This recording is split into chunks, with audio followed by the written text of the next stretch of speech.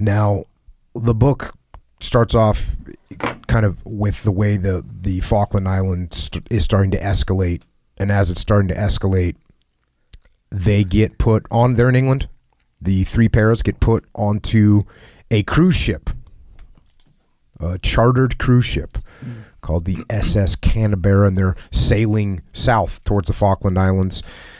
And now they're starting to get information, they're starting to get intelligence and starting to get briefed on what's happening, because these guys didn't even know where the Falkland Islands were. I mean, a lot of them, they didn't know where they were. It's some random island out in the middle of nowhere. They couldn't find it on a map, a lot of them. Yeah. Well, now they're definitely looking at it, and they're trying to figure out what's going on there.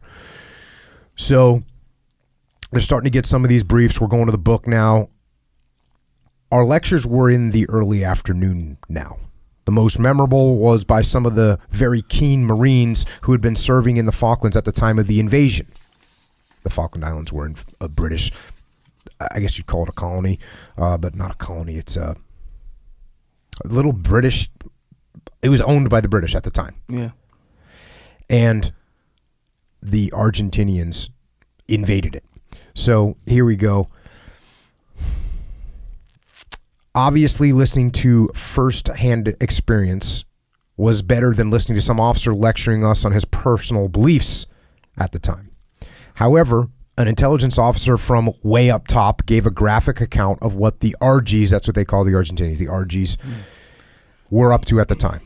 The intelligence constantly coming in was essential to all levels. What I remember most about this lecture was the officer standing proudly in front of us saying, the Argentine army is the best and strongest in South America. He told us, you will be in for a big scrap if it comes to war, gents. Have no qualms about it. At the last recorded reports, the RGs have about 9,000 men in fortified positions around Stanley, the capital. But we also have good reports that they are underfed, morale is low, and they have taken to eating horses and sheep, which they have been stealing from the inhabitants. That's the local people that lived on the Falkland Islands. This tells us that they are very undisciplined and goes to show that conscription is going to be their mistake. So they have, some of their soldiers are conscripts, meaning they're forced into the army. Oh yeah, like a draft. Like, kind of thing. Yes. Yeah. My immediate feelings were 9,000 fucking men, and we only have 2,000 or 3,000. What the fuck is the big brass up to? So what was interesting about this is, one of the things that this reminded me of is these guys have never been to war before. Yeah. As a matter of fact, he doesn't even mention anyone that has any prior combat experience. Okay.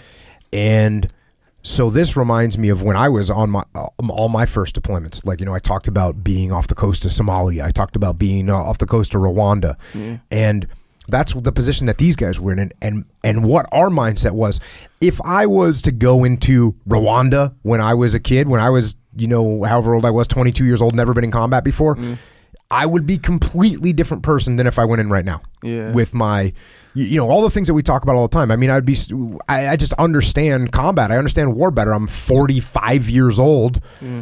I've been in combat leadership positions, been in firefights.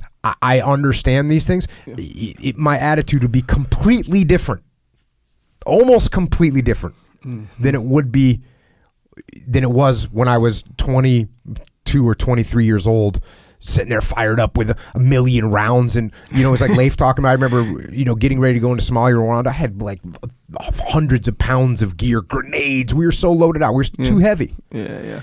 Because thought we were going to World War III. And that's what these guys are like. They've never been to combat. Mm-hmm. Yeah. And I think, be ready for everything. Yeah, they're trying to be ready for everything, and just their attitude, and you can see it actually carries through. This thing is almost like, and this is what he says too, a lot of times it's almost like they're on this giant, really hard training exercise. Obviously, it turns very sour at some points and very much more beyond that. But this is what a lot of this reminds me of. These guys, now, some of these guys had been in, I guess, the combat experience that these guys would have had, and I should have remembered this. I didn't. You know what these guys had combat experience? They had combat experience from being in Northern Ireland. So most of them had done deployments over in Northern Ireland. But I think that was a little bit more of a it's not the full kind of combat they're about to get engaged in here. So that's what it reminds me of, hearing the way they're talking.